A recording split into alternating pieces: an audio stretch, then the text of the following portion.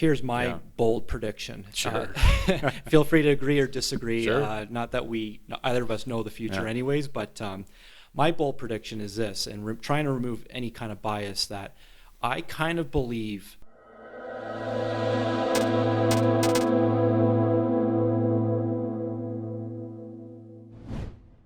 books, the physical kind, not the digital or audio books, just plain physical books, are they ever going to go away?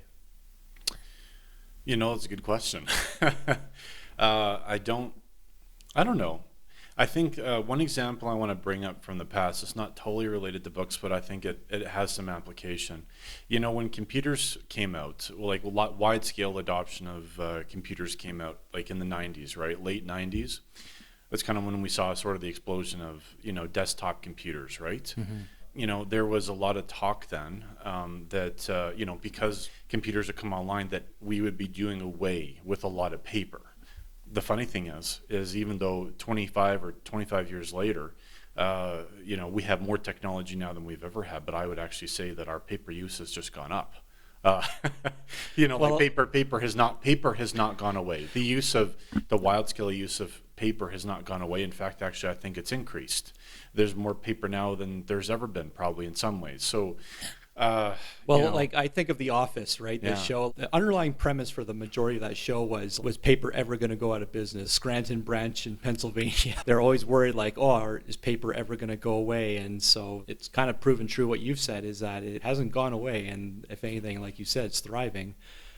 Physical books, though, me personally, I think some books will go away. And I think we're already seeing it now with like textbooks, because Yeah. I hated always having to get a big backpack and having to drop like thousands of dollars on textbooks in post-secondary, and those things, they made you buy so many and your bag was full and haul that thing around all day. Now to think that students, boom, they could buy all their books online and just in the form of an e-reader. I see the practicality in that, but actually physical books for your own reading purposes and enjoyment.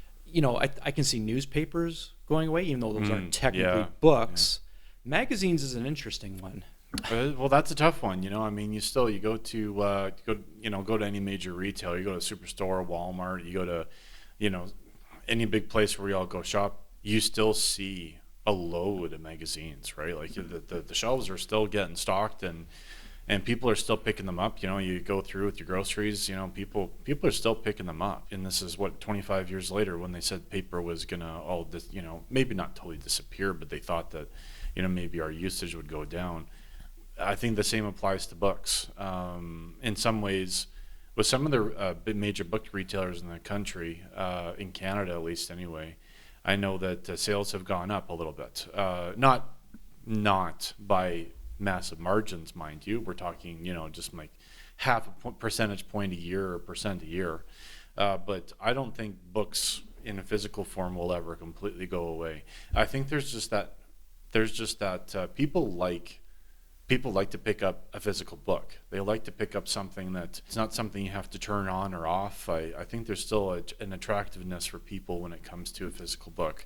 Maybe not to have just solely print books in your house anymore, because I don't think any of us are like that. I think all of us probably, to a degree, have adopted kind of a diversified view of purchasing books, whether it's your ebooks on your Kindle or audiobooks on your phone or driving to work, or I don't see physical books entirely going away. Will they shrink in sales? Probably to a degree over time, but I can't see them ever completely disappearing. Just kind of based on, like I said, with that recent example of the computers in the 90s, we're here today with more tech than we've ever had. Everyone's got their cell phone, everyone's got tablets, computers, screens, everything everywhere. But you still see people reading physical books like that, Funny enough, books are kind of pivoting, the physical ones are kind of pivoting in a weird way, where now people love physical books from a decorative standpoint. Now, I imagine that they would still intend on reading those books and not just use them only for decorative pieces, but it's interesting that kind of touching on a little bit what you were saying, people love the physical element. It shows character in a home too. When people walk in, I think a lot of times some people just naturally gravitate to, they look around and they see the books on someone's shelf, and they kind of get an idea of that person, where they live, what they do, and what they think, and what they believe in a little bit. It's funny, even when I've had people over at my place, they right away gravitate to the bookshelves I have, and they ask questions. And yeah, I would agree with you. The practicality of books is going to change.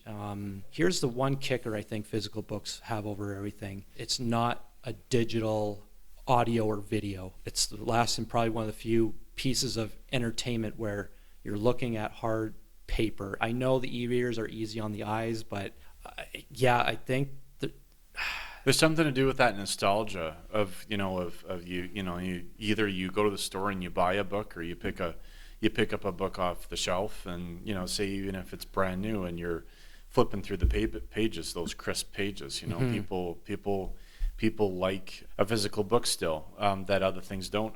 Let's say you have your e-reader. With a physical book, you don't have to plug it in. You don't have to power it on. You don't have to, you don't have to adjust the brightness. You don't have to adjust the text. You don't have to do any of that stuff. So I still think there's even an attractiveness to that. Books, yes, I mean, they're a heavy thing if you're lugging them around. yeah, like am right? I gonna Yeah. haul 30 books on my trip to Mexico? Probably not.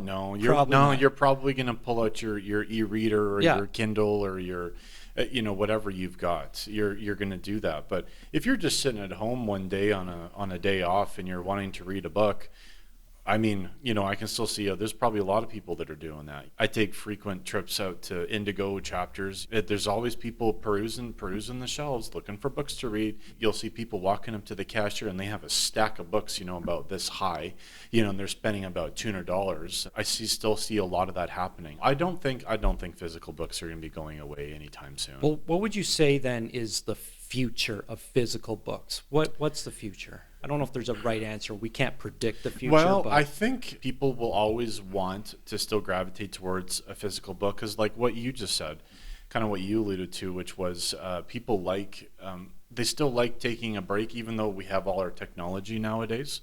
People like to take a break from that, right? And what you said, books are kind of it's almost like that last frontier of you're doing stuff that doesn't involve a screen. And a book does not involve a screen. It involves looking at a piece of paper, right? Well, very fancy collection of piece of paper. But I don't think it's going anywhere. I think people are looking for books that maybe are not as long.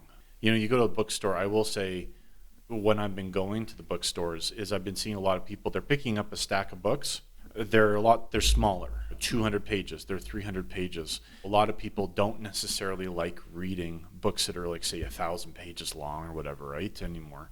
I think the future of physical books is going to be, we're still going to have them, but I think they're probably just not going to be as thick as they once were. Just for that simple reason that people, kind of what we've been talking about, people want a book that they can digest and read in the space of a few days. So I think we're still going to see them, but it might just be a bit of a thinner book. Here's my bold prediction. Sure.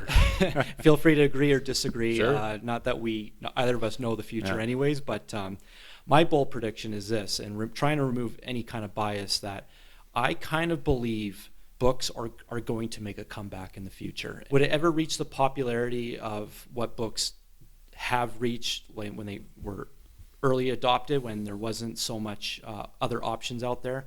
I don't know, but I do think books are going to make a comeback to a certain degree, in the sense that because of the rise of sort of anxiety and depression, and not to say that other forms of entertainment can't fuel that, but because we're so locked into screens, I think screen time has also gone up too. And I think with all this screen time, it has a bit of an effect on our health. And so I think books will actually be that medium, that physical books, that physical turning of pages. It'll just give our eyes and our brains a break. That's sort of my prediction, because the whole anxiety issue now, that's becoming more of a real thing now, or at least it's been identified. Well, yeah, and more people, and you're right, the research is showing out there that people, probably all of us to a degree, just because of our current, with pace of technology and looking at screens all day long for, a variety of reasons, anxiety has gone way up. And they've tied people that are very heavy users of screen time. They have more anxiety and depression than those that are able to power down and shut things off for a while. I'm not saying that, necessarily that you just go and throw your cell phone away or something, but, just I think it's important to have a balance in your life of your screen time and your off-screen time. Because of those factors, because of increased anxiety and depression. I mean, who wants those things, right? I would just urge people to have a balance. Yeah, okay, still have your phone and still have your tablets and be doing what you're doing, but don't let that dominate your entire life.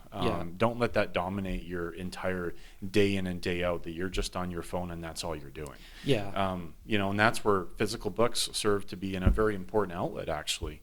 Because they get you away from those screens, and they still get you being engaged. They still get you reading about information, reading about different topics and different things, without being on your screen. So yeah, like books, to me, that's probably the premise of why I think they could make a comeback, is because it is that antidote to just completely tune out, where, wow, you can actually use your mind and use your imagination to what you're reading, and it can be a way to calm your anxiety a bit. I can't prove it, but that's sort of where I'm going. I've done a lot more reading in those times, and what I did find is, my anxiety, it all actually dramatically went down when I took those breaks. But I was still learning things, and I was still doing a lot because I was reading physical books. So I still think they hold a very important place in our society and even in our lives. So, if you've never done a fast from your screens, it could be maybe 30 days for the average person is too long. maybe a week is a bit better. Say even just a week of taking a break from social media, or taking a break from screens entirely. As I've gone back and I go, get on my phone and go on Facebook or Twitter or Instagram and kind of, hey, I'm going to catch up on all the stuff that I've missed, and then I start perusing and I go back and I'm like, and then I realize, I didn't actually really miss a lot. A whole week of I know it wasn't a big deal. I know we're going to disagree on quite a few things in the future, but I think this is definitely one we agree on. No, I think we see eye to eye on it. Yeah.